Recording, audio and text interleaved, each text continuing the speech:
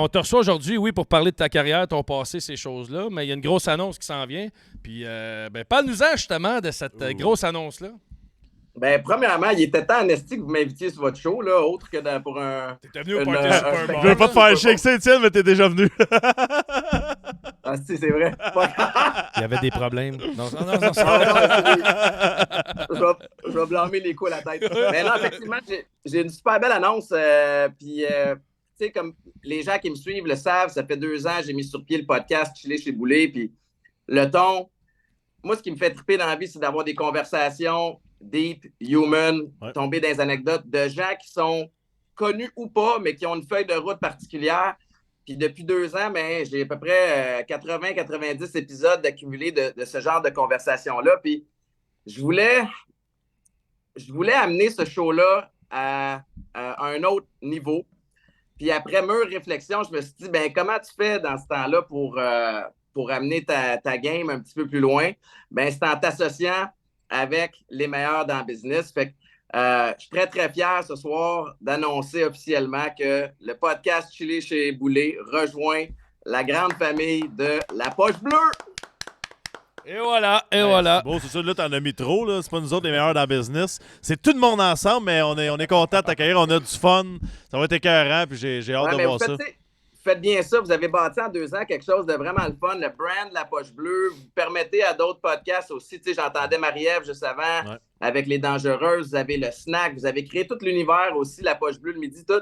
Fait en termes de production, en termes de tout l'univers que vous avez créé autour de ça, ben c'est super intéressant. Puis pour moi, ben en plus, ça me permet de faire travailler Max pour essayer de trouver de la déco pour hey, faire un nouveau studio. Honnêtement, tu ris, là, mais en ce moment, je regarde, là, tu vas aimer ça en tabarouette. Ce qu'ils ont fait jusqu'à date, c'est débile.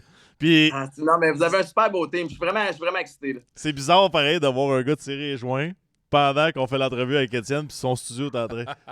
Hey, mais... Mario, juste à droite. C'est sablé un peu à droite, merci. Hey, mais je veux, à vos gens qui vous écoutent, là, moi, je le réalise. Vous savez à quel point j'ai été occupé dans les dernières semaines, là, mais vous n'êtes pas juste les 2 animateurs de La Poche Bleue. Là, vous êtes impliqués de A à Z. C'est votre gang-pain. Vous êtes investis là-dedans. Fait que je suis vraiment impressionné par ce que vous faites. J'étais déjà content de faire partie de la gang quand on a eu notre shake-hand puis qu'on s'est rencontrés. Mais après ça, de vous voir travailler puis à quel point vous prenez ça au sérieux, ben, je me dis la suite va être belle. Puis je tiens à le dire parce qu'au début, les gens n'ont peut-être pas compris la joke, mais la tapisserie qu'Étienne a, voulait être certain de ne pas avoir dans son prochain studio, puis il arrive à l'hôtel, puis exactement ça. Fait qu'Étienne rentre dans la poche. Ouais, Étienne rentre dans la poche. Officiellement, Étienne rentre dans la poche. Étienne rentre dans la poche, c'est carré, ça va être notre à 2 pieds joints dans la poche. On commence les tournages avec Étienne mi-février. Donc, les fans d'Étienne qui nous écoutent en ce moment, ou les gens, vous pouvez vous abonner à Poche Bleue. Les shows d'Étienne vont tous s'en venir chez nous. Ceux qui ont été filmés vont rester aussi sur la plateforme, mais vous allez avoir de nouveaux shows inédits à partir des prochaines semaines.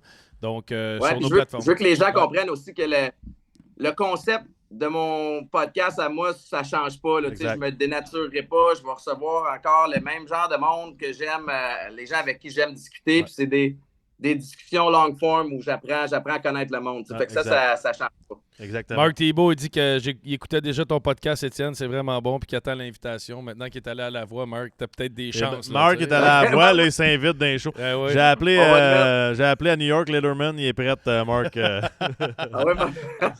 On va le mettre sur la shortlist.